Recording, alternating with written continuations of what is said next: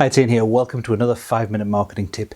Today's tip, I'm going to talk about a secret step to face-to-face networking that can really improve your results. And now, if you're like me and you don't do a lot of face-to-face networking, then this can really help you optimize your use of time. And if you do a lot of face-to-face networking, this can really help you get an awful lot better results. It's one of those things that when I first discovered it, I had that kind of light bulb moment where I went, oh, I have got to do that. It makes so much sense, but I hadn't seen or heard of it before.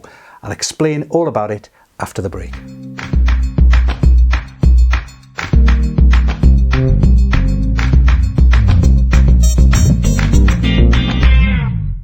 Hi, it's Ian, welcome back. So I made a pretty bold claim before the break about sharing a secret step to face-to-face networking that you probably haven't heard of before.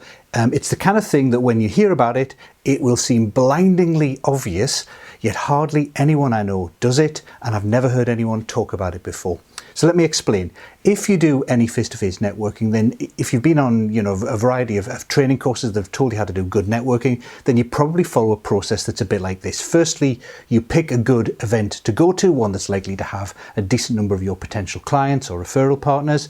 You do some preparation before the event where you look up who might be there, who's on the guest list, and you plan who you might want to meet up with if you can. Then when you're there, you'll maybe use a bit of body language to identify who the best people to approach would be, who would be open to a conversation. You've probably got a practiced little elevator pitch that hopefully introduces you and what you do without boring the pants off people or sounding cheesy. And then you've got some skills in maintaining a conversation and then agreeing some kind of follow-up. So all that is great, but it overlooks one key fact, and the fact is that there are significant differences between different types of networking event, particularly in why people go to them. So a breakfast networking event is different to a Chamber of Commerce mixer, is very different to a convention or a conference or an industry type event, because people go to those events for different reasons. So for example, at a client industry conference, probably the reason they're going there is to find out the latest news, some of the latest trends in their industry, maybe look at what some of their competitors are doing, some of the leading practices. They're probably not going to that event to meet a supplier like you, a potential supplier like you, and hear about how you could help them. So no matter how well crafted and how perfect your elevator pitch is, all about how I help so-and-so a person and I help them achieve these results, the chances are it's going to fall on deaf ears because that's not why they're there.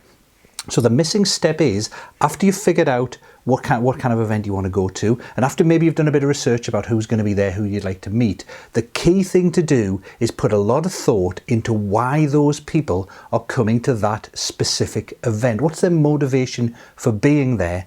And then prepare something for you at that event that speaks to that particular motivation. So let's say, for example, you were a leadership trainer and you were going to go to a CIPD event. CIPD here in the UK is a group of people, it's kind of HR managers, personnel, Chartered Institute of Personnel Development. So it's for HR managers and people like that. So potential clients in that room, but usually the reason they go to those events is not to meet suppliers and talk about how they could help them. It's to find out the latest trends in their sector. So there'll usually be a presentation on some particular topic. They get a chance to network with their peers and find out what's going on in other companies similar to those. That's what they're interested in finding out about and hearing at that event. So if you want to connect with them and you want to add some value, then instead of your elevator pitch where you say, I help busy HR managers construct valuable leadership programs that really deliver results for their teams, great in context, but here that just says, oh, this is someone talking about something I'm not interested in, someone trying to pitch something and sell something to me. You're going to be marked psychologically as someone who tries to sell something to them rather than someone who's helpful. If the reason they're there is to find out the latest trends on a particular topic, find out what their peers are doing, then ideally you want to be able to give them some of that information. So instead, before the event, prepare some case studies or some benchmarking or whatever it might be, so that when you speak to them, first of all, you can say, oh, and what do you do when they say, oh, I'm an HR manager for a big corporation and I'm particularly interested in this. And you can then say, well, and what are you hoping to get from this event? And they'll say, oh, I was hoping to hear the speaker talk about, the latest trends in online learning and how that we can use that in leadership programs, and maybe hear about what some of my peers in other companies are doing in that area. Then you can say, oh, that's really interesting. As it happens, I've prepared a couple of case studies on online learning from some of the clients we've worked with. If you're interested, I can shoot those over to you via email, and you can see what you think and see if there's anything you can learn from them. That speaks to why they're there. That is highly valuable to them. That's much better than any elevator pitch, because it actually gives them immediate value. They're very likely to say yes. They're going to psychologically, subconsciously mark you as a value-adding person, not a salesperson. They're going to want to keep talking to you. They're going to want to follow up with you.